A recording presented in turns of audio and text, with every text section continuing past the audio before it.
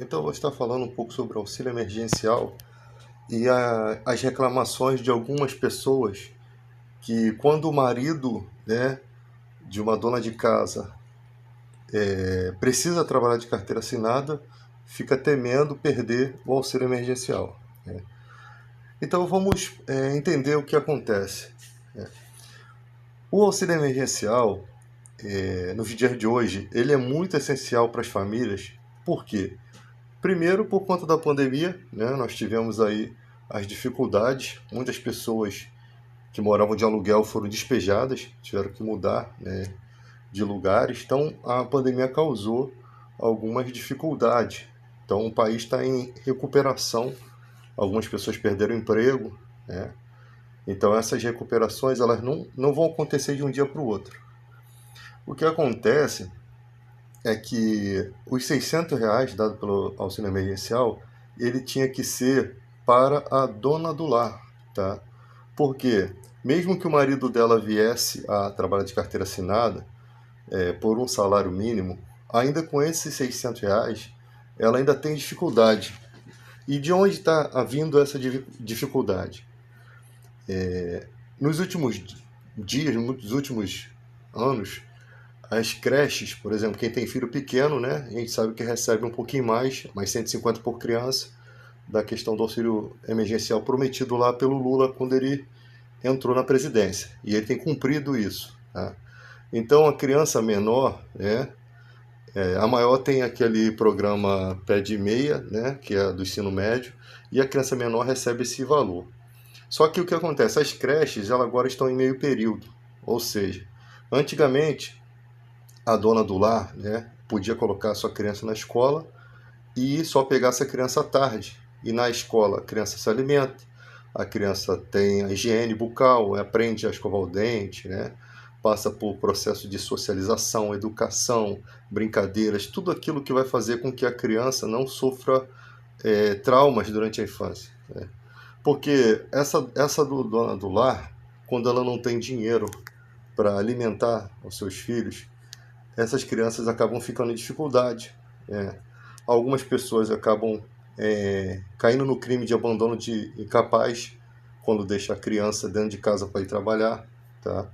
Então, a gente está falando de pessoas aqui que são a maior parte da população brasileira. São pessoas de bem, são pessoas que cuidam dos seus filhos, são pessoas que levam seus filhos para a escola. A gente não está falando aqui das minorias que fazem as coisas erradas, a gente está falando de pessoas que, de fato, a maioria tem esse compromisso com a sua família, tá? Isso é uma coisa real no país, tá? As pessoas levam seus filhos na escola, até porque algumas exigências do auxílio emergencial é a questão do filho estar na escola, ou seja, a criança de qualquer forma vai ter direito à educação.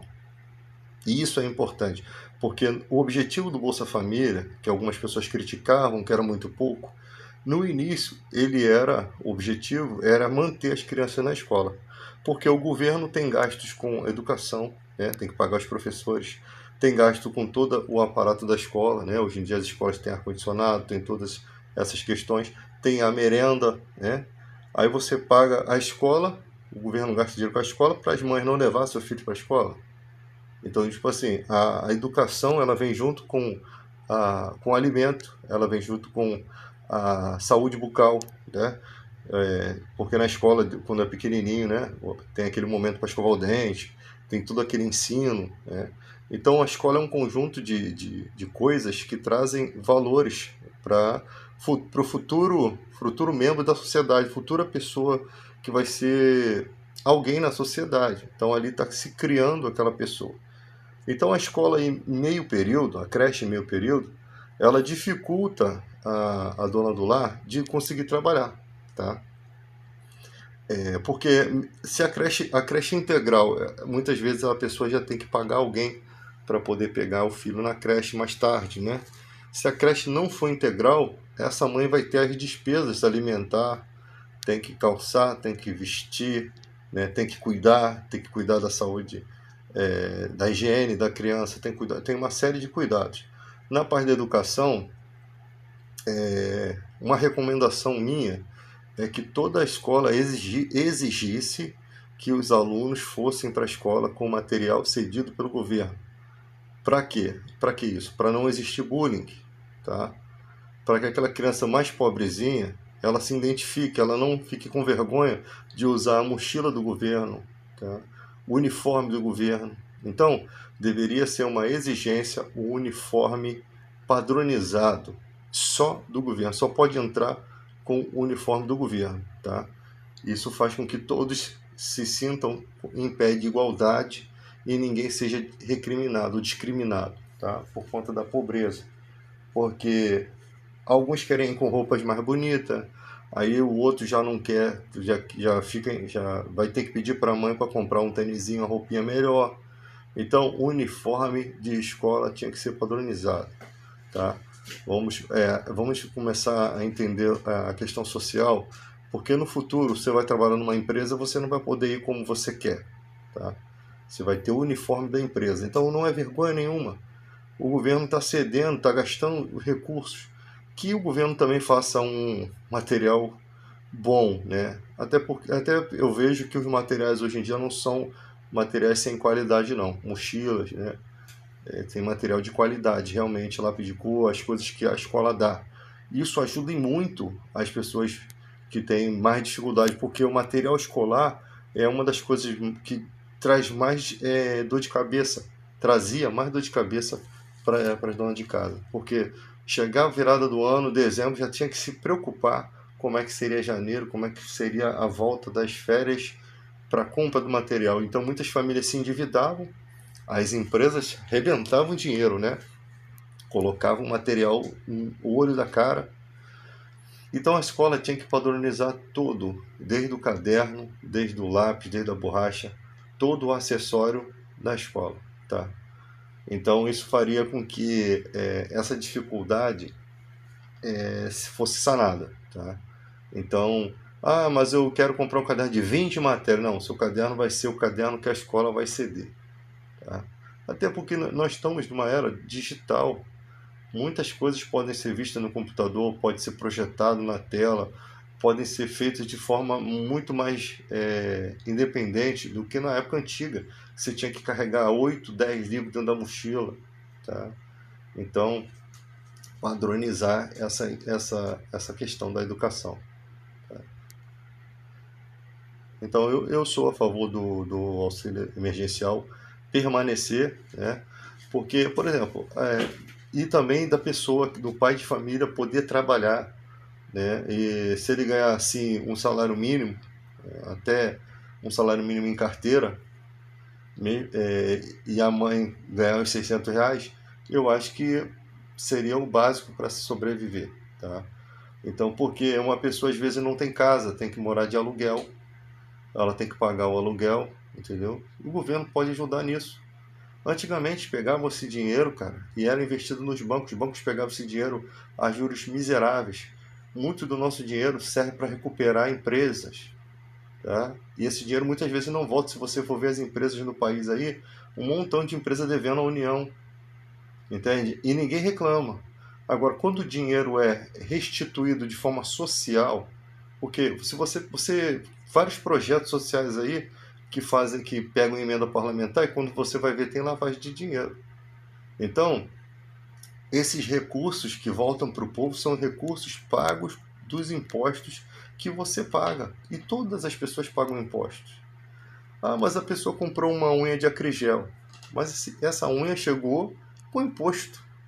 A empresa que vendeu repassou o lucro dela para você pagar com imposto embutido. A taxa de importação vem no imposto.